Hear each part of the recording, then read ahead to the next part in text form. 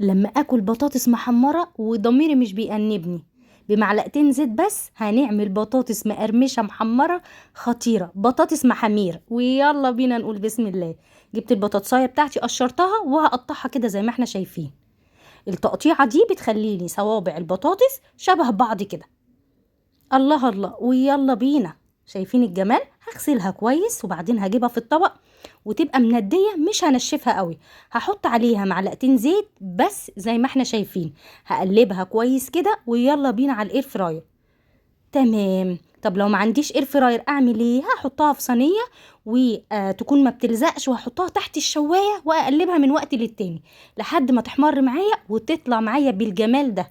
عايزه اقول لكم خطيره، وهتاكلي بطاطس محمره، بطاطس محامير، من غير ما ضميرك يأنبك. شايفين الجمال؟ اي صوص بقى عندك. انا حطيت هنا صوص الرانش وكاتشب، خطيره يا جماعه.